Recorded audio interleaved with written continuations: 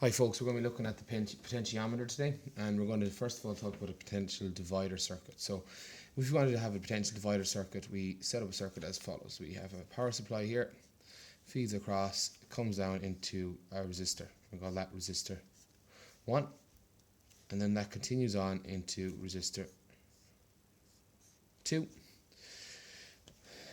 Complete that circuit like this. So we know that potential difference of flow, potential difference in flowing is called EMF. So this battery here is providing 30 volts of potential difference. That means between this point all the way around and this point here, it has potential drop or potential loss, or loses 30 volts of energy. Okay, all right. Then I'm going to measure the potential across this point here, the potential difference. We measure that with a voltmeter across. I'm going to do the same here.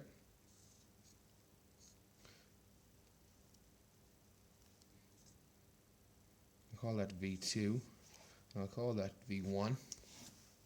And then I'm also going to stick another little bit into the circuit. I'm going to put another piece here, like this, and it's going to give us the potential difference across this here, which is the same as V2. Okay, now I'm going to call this R1 and this R2. When you look at these two resistors, if I said R1 was 4 times, we'll call it 4 times bigger than R2. That would mean then that the voltage drop from here all the way around through the circuit and back to here is done in a ratio of 4:1. So 1 for R1 and 4 then for R2. So the ratio of voltage drop between R1 and R2 is 1:4, like that. So that would mean then if there's 30 volts of energy lost across here, then 1/5 of it's going through the R1 resistor, and the other 1/4 of it's going to the R2 resistor.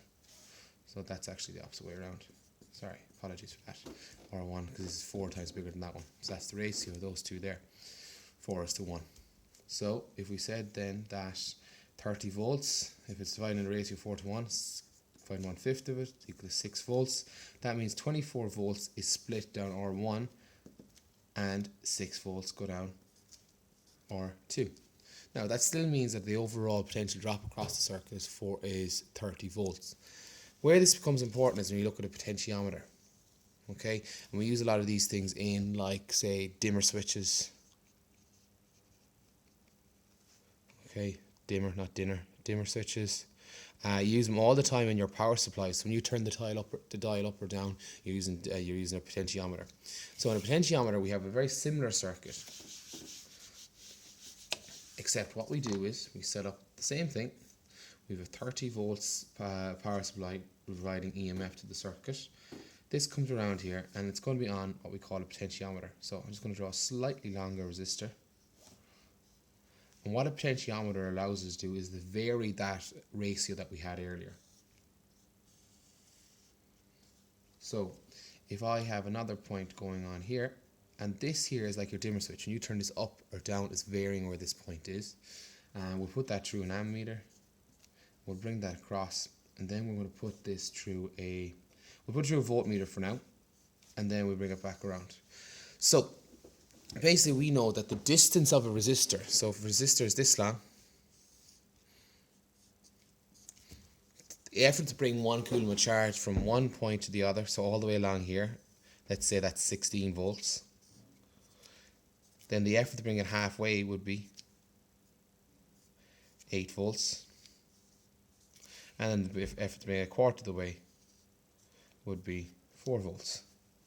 In doing that, then what you find is that we're changing the ratio. So if we only have, say, if we have got this here and that's a 4 volt, what happens then is this is left over with 12 volts of potential difference, and the 4 volts go across this way and down through the voltmeter. So this would read 4, because that's the path of least resistance for the current. Sorry, apologies. That would read 16, because the other 4 volts are going down through here. Okay, so this has a greater resistance on this path, but a lower resistance on the upper path going through the ammeter and voltmeter. But if we're to turn this down to this point here, then we have maximal voltage potential difference or resistance in this resistor. And if you feed that back to the voltmeter, this would read a very low reading, and this would have all the voltage flowing in this direction because there's low resistance through here. Where we use that, or if you imagine a dimmer switch, we swap this for a bulb now. If we swap that for a bulb, if we're to turn this up, i.e. lower the resistance going through this path, so to move this arrow up, if to move that arrow up, if you turn up the dimmer switch on your house, what happens is the bulb will get brighter. Because what's happening is we're decreasing the resistance on the upward path.